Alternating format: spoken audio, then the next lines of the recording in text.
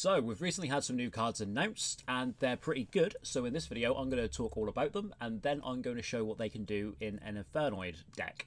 Got one combo to show you after I've gone through the cards, so let's jump straight into it. So, we're looking at the Snake Eye cards today, and there are 6 of them, I think, I'm going to go through today. So, we're going to start off with Snake Eye XL. If this card's normal or special summons, you get to add a level 1 fire monster from your deck to your hands. That is pretty much all of the monsters except for the big one. And his second effect is that you can send this card and one other face-up card you control to the graveyard to special summon a Snake Eye monster from your hand or deck. So that, of course, could be the small ones. It could also be the big one, which we'll get to in a moment. All of these small ones have this effect where you can send itself and another face-up card to special summon another Snake Eye from the deck, which is quite strong. Snake Eye White Birch doesn't have the search effect, but what it does have is if you control a fire monster, you can special summon this card from your hand, and then has the same second effect as the previous one. And Oark says if this card is normal or special summons, you can target a level 1 fire monster that is banished or in your graveyard and either add it to your hand or special summon it, and of course has the same second effect. I'm playing 3, 2, and 1 in this list, mainly because this is the most important one, because this card doesn't only search for the Snake Eye cards, it can also search for Decatron, which is the most important Infernoid monster in the strategy. The big boy is actually quite good, so he is a level 8 dragon with 3000 attack and 2500 defense, so he's searchable off Melody of the Awakening Dragon if you wish to do that. He has 3 effects. You can target one monster in the graveyard or face up on the field and place it face up in its owner's spell and trap zone as a continuous spell. This is removal, but it also can put cards from your field or graveyard in these continuous spell zones, so you can summon them later on. During your opponent's turn, quick effect, you can target one monster card on the field, treat it as a continuous spell, special summon it to your field. If this card is sent from the hand or field to the graveyard, you can special summon 2 level 1 fire monsters from your graveyard. So all 3 of those effects are really quite good. You're able to get monsters on your board, you're able to get rid of monsters or get monsters back, and you also get to recur 2 level 1 fire monsters from the graveyard, which of course all of these are, and Decatron is. We're playing 3 of the original Tainted Treasure Snake Eye.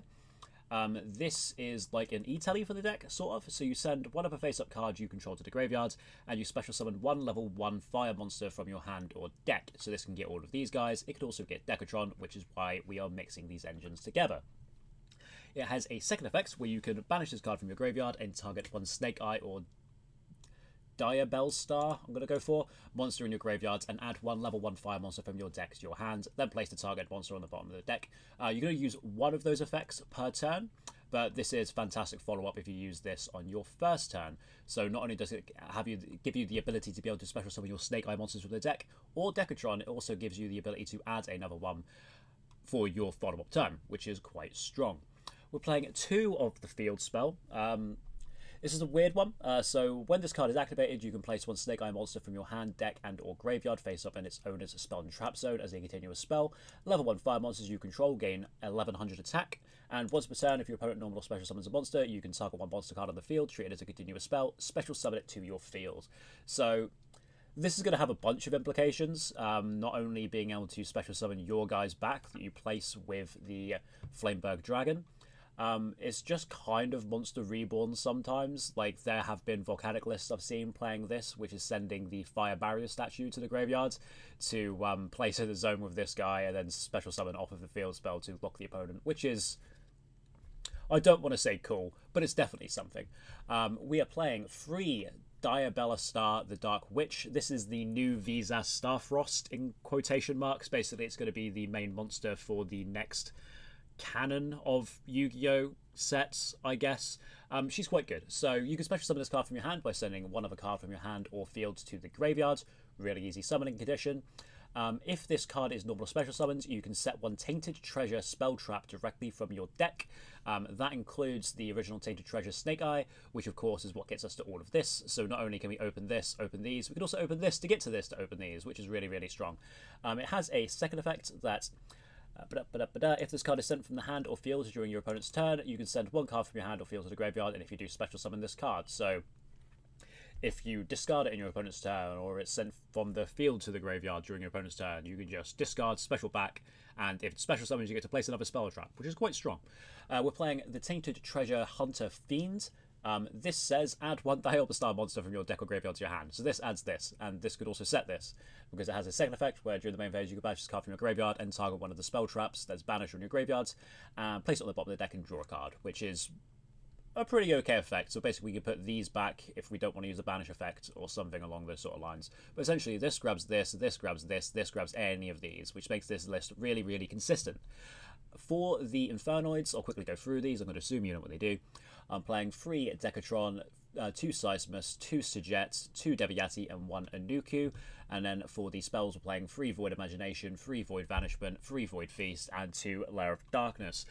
This list, you could certainly put a bunch of going second cards in here and cut down on a bunch of stuff. This was like just putting all of the cards I want to play into a list so I can show you the combo. The reason we're playing these continuous spells is because the original Tainted Treasure has to send a face-up card to the graveyard to special summon a level 1 fire monster, and you don't always want to send the Diablo Star if this is what you use to search this card, because this is just good link material or a non-tuner, etc, etc, etc. In the extra deck, we are playing 1 Bishop Vulcan, 1 the Crimson Dragon, and 1 Calamity Dragon, so I'm thinking you can kind of guess what the combo is going to do.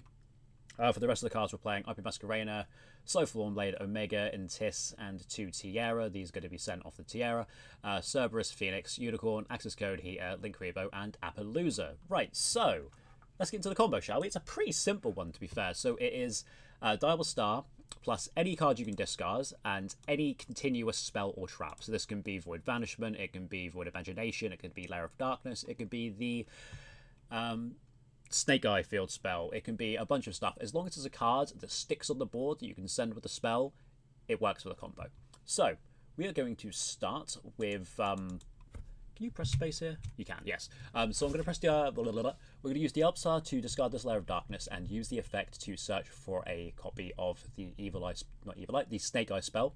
We're then going to activate Void Vanishment, and we're going to use the Snake Eye spell to send it to the graveyard to special summon this copy of Excel, which of course is going to allow us to add a copy of Decatron from deck to hand. From here, we can use the Excel effect, sending itself and the level 7 to summon a copy of Flamebird Dragon from the deck, which on summon is going to allow us to put this Diablo Star into the spell and trap zone. We can then use the Decatron to send a copy of Seismus, which is going to make it a level 8, and of course it's a tuner, which means we can use that and the Flamebird Dragon, if I was leaning over the next play button, to special summon a copy of Bish Vulcan. Bish Vulcan is going to trigger as Chenic 1 and the Dragon as Chenic 2 to special summon back this Decatron and this XL, and then we're going to summon a bunch of tokens to both players' fields, 2 in total for each. From here, we can use Decatron's on summon effect to send a copy of Deviati. Just kidding, we're actually going to send a copy of Anunku to make him a level 11, so we can sync him with one of the tokens for a copy of the Crimson Dragon. We can then use our last 2 monsters on the field to go into a copy of IP Masquerena. So this is a pretty simple setup. So when we go to our opponent's turn, we can use the Crimson Dragon's effect, targeting our Bish Vulcan, return the Crimson Dragon to the extra deck, and we can special summon out this copy of Hot Red Dragon Archfiend King Calamity, if you haven't read this card. When this card is synchro summoned, you can activate this effect. For the rest of this turn, your opponent cannot activate cards. Also, cards your opponent controls cannot activate their effects. Your opponent cannot activate cards or effects in response to this effect's activation. And that's the only part that matters. This card says your opponent cannot. Cannot what? They cannot do anything, which is ridiculous, and I expect this card to probably be banned very shortly after the Crimson Dragon comes out, because there are plenty of decks that can do this setup, and this is just absolutely ridiculous. Our opponent can't activate cards they already control cannot activate their effects, and they can't even respond to Hot Red Dragon Archfiend King Calamity, which is ridiculous. And we also just have a bunch of follow-up with this combo. So we have IP Masquerena, which we can use in tandem with other monsters to go into Appaloosa.